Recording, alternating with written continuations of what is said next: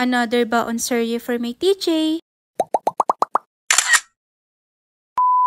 Snacks lang naman itong mga na-request na baon ni TJ for today. At dahil plain lang itong cupcake, syempre lalagyan natin ng design yan. Bali gagamit lang tayo dito ng edible ice. Bali nilagyan muna natin yan ng Nutella para dumikit siya dito sa cupcake. And for the nose naman, nips naman ang ginamit natin dito. At para mas cute itong tignan, lalagyan lang natin ito ng bento sticks. At itong sombrero nga ang napili natin. O diba, ang cute na nga nitong cupcake na baon ni TJ. Dahil natuwa nga pala siya sa pagkakadesign ko sa egg kahapon, uulitin lang natin ito pero this time, star shape naman ang gagamitin natin. Naglagay na muna tayo ng oil dito sa molder at para hindi na tayo mahirapan sa pagtanggal ng itlog. At ayan, naglagay na nga rin pala tayo ng konting salt dyan. Fast forward, na-steam ko na nga rin pala ito. At ayan, at naluto na nga rin itong itlog. And for the design naman, gagamit lang tayo nitong emoticon cutting stamp at gamamit lang tayo nitong nori para sa mata at bibig na ilalagay natin. At para mas cute ito lalong tignan, lalagyan din pala natin ito ng pisngi. At ketchup nga lang ang gagamitin natin dito. Tapos, maglalagay na rin tayo nitong crown na bento sticks. O diba, cutie? After nyan, i-arrange na natin ito lahat sa kanyang bento lunch box. Tapos, gumamit lang pala ako dyan ng extra compartment. And marami kasing na-request si TJ na iba't ibang baon for today. Ang cute nga pala nitong hotdog na nagawa ko. Bali, hinati-hati ko na nga muna yan bago ko yan iprito. At ganito na nga ang magiging look niyan kapag naprito na yan. Dito nga pala sa hotdog, cocktail nga pala yung ginamit ko dito. Tapos, hinati ko lang yan sa gitna. Request nga rin pala ni TJ itong cookies at itong strawberry nuts. Tapos, dito naman sa maliit na compartment, lagay lang ako dito ng dried crispy banana at kalabasa. Tapos, tag-add na rin tayo ng bento sticks dito sa hotdog. At ito na nga ang final look ng mga baon ni TJ ngayong araw ng Wednesday mga Mari at Nakshi. At meron nga pala tayong pa-shoutout for today's video. Hello sa'yo, Glyza May Nolasco. Shoutout na rin sa'yo, Caitlin Dinglasan. Salamat sa support me, Michelle Gagalak. Hello sa'yo, Shaira May Rueda. Pati na rin kay LJ Duga. Maraming salamat sa support nyo sa amin ni TJ. Kung di nyo naman napanood ang baon ideas na ginawa ko kahapon, eto nga't ipapasilip ko ulit sa inyo.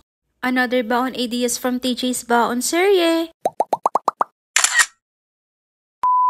So for today's snacks lang ang gagawin natin. Bali, kailangan pala natin dito ay green na cupcake. Tapos, tatanggalin lang natin yung bandang ilalim niyan. At ganyan na nga ang magiging look nito. Magkakat na nga rin pala tayo ng nori. At gagamit lang tayo nitong cookie cutter. At itong dalawang bilog lang ang gagamitin natin dito. Kada cupcake nga pala, tig-2 pirasong bilog lang naman ang kakailanganin natin. Sunod naman, itong cheese naman yung ikakat natin. At ayan, medyo malaking pabilog nga ang kukunin nating shape dito sa cheese. Magkakat pala ulit tayo dito ng nori. At gagamit lang tayo nitong emoticon cutting stamp. Tapos ayan, ihihiwalay lang natin yung kakailanganin lang natin dito. After nating ma-prepare lahat ng mga needs natin, i-assemble na natin lahat yan sa cupcake. Una, ilalagay muna natin itong 4 na pirasong cheese. Sunod naman, ilalagay naman natin itong mga nori. O, nakikita nyo na ba kung anong design ang gagawin natin dito? Bago ko nga pala ilagay itong mga nori, para dumikit nga yan, nilagyan ko lang muna yan ng konting mayo. At ayan, tapos na nga tayo dito sa ating design. O, diba, ang cute na nga nitong mga cupcakes. At para ma-visualize nyo na pwedeng-pwede itong pampaon sa ating mga kids, ilalagay na natin yan dito sa lunchbox. Bago ko nga pala gawin yung cupcake, laga pala muna ako dito ng itlog. Bale, itong paglalagyan natin, nilagyan ko muna yun ng konting oil. Sunod na rin natin itong itlog at maglalagay na rin tayo ng konting asin. Fast forward, after ilang minutes, na-steam ko na nga rin pala itong itlog. At ganyan na nga ang kalalabasan niya. Ayun, lalagyan lang natin ito ng mata at saka ng bibig. And for the final touch, lalagyan lang natin ito ng pisngi para mas cute tignan. At ayan, another cute na design na naman ang nagawa natin. At after nyan, syempre, ilalagay na rin natin yan dito sa lunchbox. At dito naman sa isang compartment, wala na nga tayong maisip na ilalagay dyan kaya pastillas na lang ang inilagay ko. Syempre, sa mga baon serye ni TJ, hindi mawawala itong mga bento sticks. At eto na nga ang final look ng mga nagawa natin mga Mari at Nakshi. Back to school na ulit si TJ tomorrow. At balik na naman tayo sa kanyang baon serye. Ayun lang. Bye!